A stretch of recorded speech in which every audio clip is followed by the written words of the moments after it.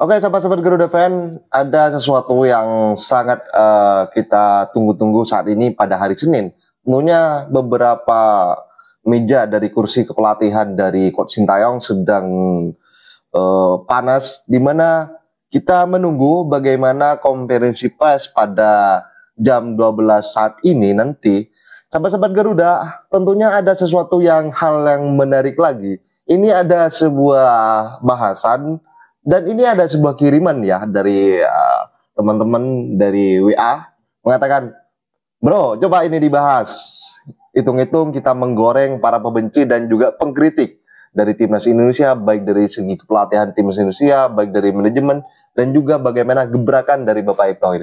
Tentunya kalian tahu siapa ini dan kita simak bersama. Saya akhirnya dicekal, nggak boleh siaran Liga Indonesia. Terakhir siaran saya di TV One 2019 karena mungkin terlalu lantang kasih kode-kode melihat ketika mengomentari pertandingan yang katakanlah dalam sudut pandang saya sebagai komentator pengamat bola bau-bau amis. Saya sudah Siap, Pak Karni. udah rapat tentang Bobby Welly gitu loh. Ini parah. Jadi waktu itu redakturnya mengganti dianya, ya itu punya kepentingan. Oke, sahabat-sahabat Garuda, jadi sangat jelas ya, jejak digital apapun yang menjadi sebuah alasan ternyata langsung disekak mati oleh sosok Bang Karni yang mengatakan oleh Bung Toel bahwa jejak digital tidak akan pernah hilang. Toel jatuh! Toel jatuh! Toel jatuh! Toel jatuh! Toel jatuh!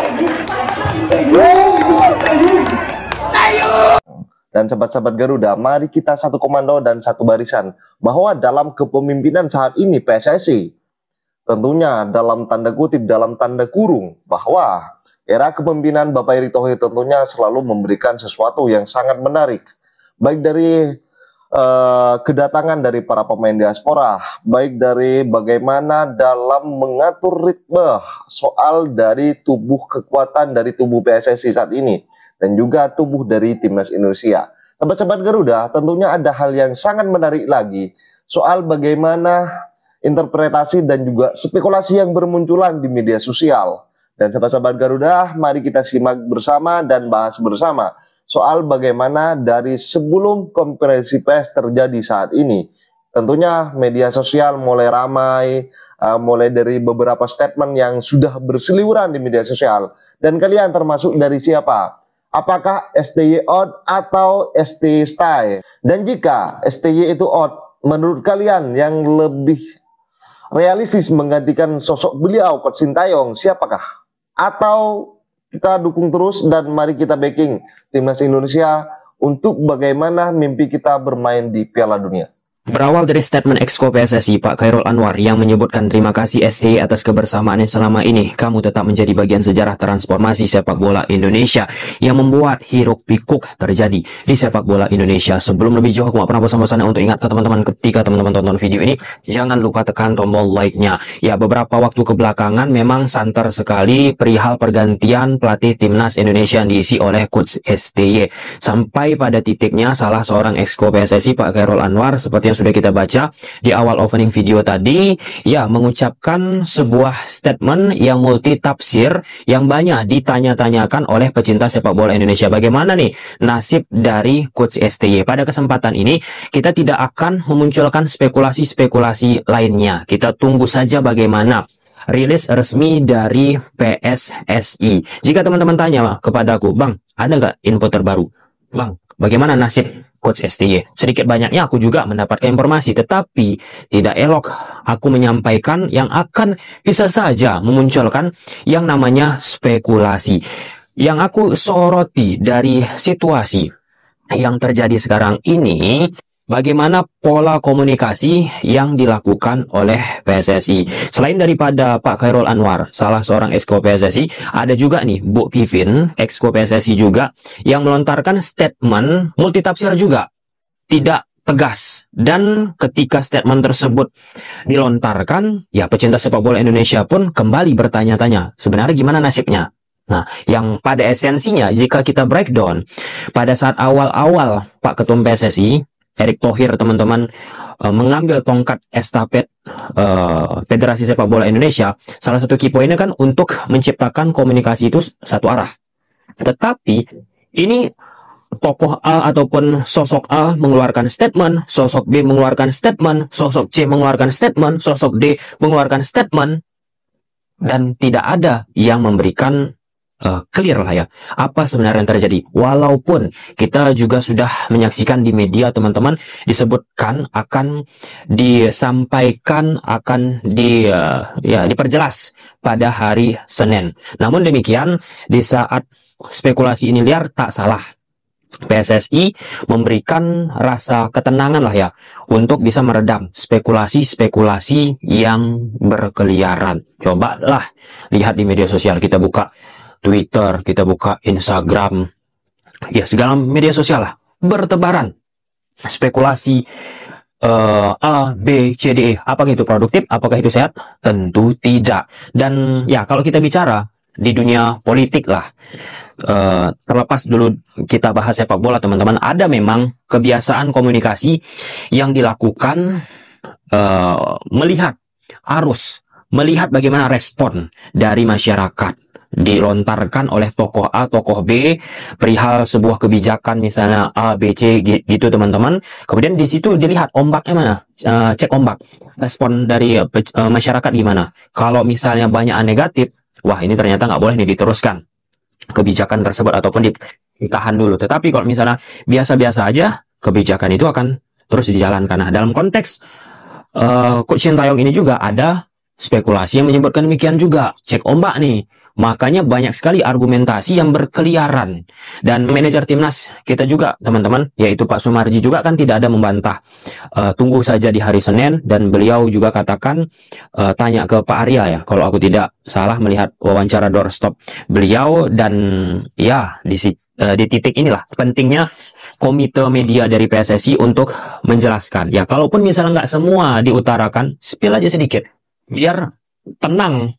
Kan ditunggu-tunggu nih apa rilis dari PSSI. Nah ini kita bicara teknik komunikasi di Federasi Sepak Bola pada umumnya teman-teman, yang biasa dilakukan ada lewat beberapa cara dipublikasikan. Pertama, lewat situs web resmi dan media sosial. Untuk poin pertama ini, PSSI kita lihat dari website mereka belum ada memberikan respon dari hiruk pikuk yang terjadi. Kemudian dari media sosial pun tidak ada. Nah, jadi berkembanglah, digoreng-goreng apa yang terjadi sekarang ini. Kan kasihan teman-teman, ini bukan hanya dibicarakan di level kita loh, di level Indonesia, di level luar juga dibahas teman-teman. Ya semakin ditunggu. Ya aku bukan katakan harus secepat mungkin, tetapi setidaknya ada diberi kejelasan. Karena sifat dari sebuah komunikasi itu kan responsif, efisien, itulah beberapa sifatnya teman-teman. Dan ketika kita tanyakan kepada, di media sosial kan banyak wartawan menanyakan kepada exco PSSI ataupun pihak-pihak terkait, tunggu. Ya akhirnya terbelah kan, ada yang mendukung keputusan Pak ET, ada yang mendukung Coach STY, ada tengah-tengah, ada yang mengatakan ini untuk mengacaukan lagi PSSI. Jadi sangat amat disayangkan. Kemudian yang kedua, komunikasi resmi melalui siaran pers. Ini sudah kita dengar semua teman-teman, kita ketahui. Ya kita nggak tahu bagaimana perkembangan selanjutnya, tapi diinformasikan akan dilakukan konferensi pers pada hari Senin esok. Kemudian yang ketiga, komunikasi yang biasa dilakukan oleh Federasi Sepak Bola pada umumnya itu lewat newsletter ataupun email. Nah, aku pernah melakukan komunikasi dengan Federasi Sepak Bola Bolivia, kalau aku tidak salah teman-teman, beberapa bulan yang lalu, ataupun Burundi ya lupa aku teman-teman. Nah, pada momen tersebut aku mengirimkan email desas-desus bagaimana rencana pertandingan uji coba timnas Indonesia melawan negara tersebut, teman-teman. Kenapa aku melakukan hal demikian? Untuk mencari informasi yang pasti, tidak simpang siur, karena di Indonesia saat itu sudah bertebaran, wah Indonesia akan menghadapi tim A, tim B, tim C. Nah, pada momen tersebut Federasi Sepak Bola itu memberikan respon, dan ternyata tidak ada PSSI melakukan menjalin komunikasi. Lupa aku negara mana, teman-teman, tetapi positioningnya, cara komunikasinya itu responsif. Nah, itu ya teman-teman, responsifnya itu. Kemudian yang keempat, lewat pertemuan ataupun workshop, ini levelnya udah berbeda, teman-teman. Biasanya itu juga menjadi salah satu cara PSSI ya untuk menyampaikan poin-poinnya, ataupun Federasi Sepak Bola di dunia, teman-teman. Ya, seperti misalnya penggunaan video assistant referee. Selain penggunaan video assistant referee, ada juga beberapa momen PSSI menyampaikan poin-poin pentingnya, bukan hanya sekedar sosialisasi video assistant referee beberapa waktu yang lalu. Kemudian menggunakan aplikasi ataupun platform media digital seperti aplikasi resmi, misalnya kalau ada PSSI di Apple Store ataupun di Play Store, itu salah satu cara yang biasa dilakukan oleh federasi. Kemudian ya ada lewat program edukasi ataupun kampanye sosial. Ini bentuknya udah beda, udah jauh, tetapi itulah tahap-tahapannya. Nah, jadi itulah dia elemen-elemen yang bisa didaya gunakan oleh Federasi Sepak Bola di seluruh dunia untuk menyampaikan informasi. Nah, biasanya di-spill dulu dikit, baru dilakukan konferensi pers untuk menjabarkan secara luas. Ya. Nah, Februari menurut informasi penggantinya. Nah, Februari menurut informasi yang gue dengar, ini info A1 juga dari lingkaran dalam PSSI. Dari salah satu, ya pokoknya udahlah, dari lingkaran dalam PSSI itu Februari rencananya ya, bisa aja batal, tapi ada rekamannya. Kalau memang suatu saat ini dibutuhkan akan gua share, kalau dibutuhkan seizin dari yang memberikan informasi, kalau enggak ya enggak. Februari itu PSSI, delegasi PSSI itu rencananya akan terbang ke Belanda. Nah, ini yang menarik nih. Ngapain mereka terbang ke Belanda? Kabarnya mereka akan bertemu dengan Louis van Gaal. Untuk apa? Untuk apanya ini belum jelas. Apakah untuk mencari pelatih, untuk menggantikan Sintayong, atau untuk menunjuk atau mencari direktur teknik? Posisi yang selama ini selalu ditanyakan oleh masyarakat dan selalu ditampik oleh PSSI. Quote by quote, Esko. Ya, bahkan ada dituduh, nih ada apa nih, nanya di Retek terus. Nah, Sosial Ketua Umum PSSI Erick Thohir langsung dicecar netizen seusai muncul isu dirinya mencari pelatih baru buat timnas Indonesia. Terbau muncul isu Erick Thohir tengah mencari pelatih baru asal Eropa untuk menukangi timnas Indonesia. Kabar ini pertama kali mencuat melalui media asal Italia, Tuttosport.com.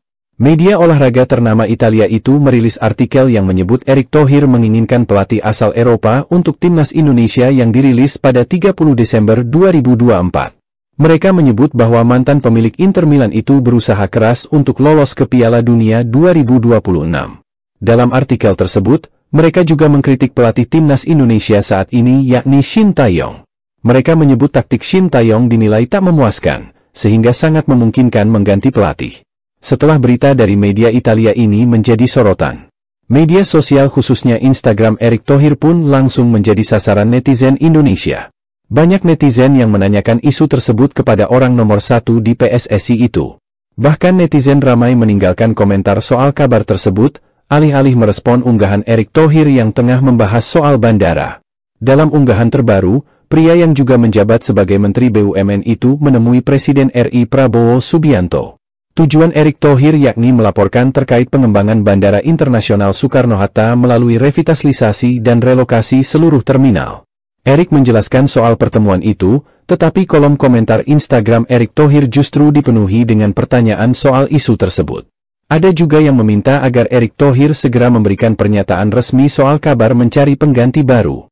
Tak sedikit pula yang mengingatkan ketum PSSI itu soal kontrak Sintayong yang masih berlangsung sampai 2027. Terakhir ada anggota Komite Eksekutif PSSI Khairul Anwar yang mengucapkan terima kasih atas kebersamaan Sintayong melalui unggahan di Instagram pribadinya. Aksi tersebut sontak menimbulkan respons dan teka-teki sebab pernyataan sang exco seolah menyiratkan perpisahan dengan pelatih timnas Indonesia asal Korea Selatan. Sebelumnya, media Italia Tuttosport juga sempat menggaungkan isu berakhirnya karir Shin Tae-yong di skuad Garuda. Dalam laporannya, Tuttosport menyebut Ketum PSSI Erick Thohir sedang menyiapkan pelatih baru dari Eropa untuk meneruskan kiprah di kualifikasi Piala Dunia 2026 Maret mendatang. Sejauh ini belum ada pernyataan resmi terkait posisi Shin Tae-yong dari PSSI. Walau begitu, Federasi Sepak Bola Indonesia berencana menggelar konferensi pers di Jakarta Pusat pada Senin siang ini. Pada hari ini ada acara seminar dari kerjasama dari PSSI dan JFA buat goalkeeper coaching. Ya, semoga dari seminar ini bisa bermanfaat, bisa nanti diberikan kepada adik-adik kita yang ada di SSB, akademi maupun di klub. Ya, mudah-mudahan dari seminar ini juga bisa menambah wawasan kita sebagai goalkeeper. Thank you for inviting me. So I have a good time because I feel their passion to improve the goalkeeper. Okay, so thank you so much. Oke, sahabat Sobat Garuda Fans, saya rasa cukup statement barusan. Jadi bagaimana menurut kalian? Silahkan ditulis di kolom komentar. Dan jangan lupa like dan subscribe channel ini agar kalian tidak ketinggalan informasi penting khususnya Timnas Indonesia. Salam sepak bola keren, salam sepak bola bersih bersama Bapak Erick Thohir Timnas Garuda Jaya. Bersama saya, salam olahraga.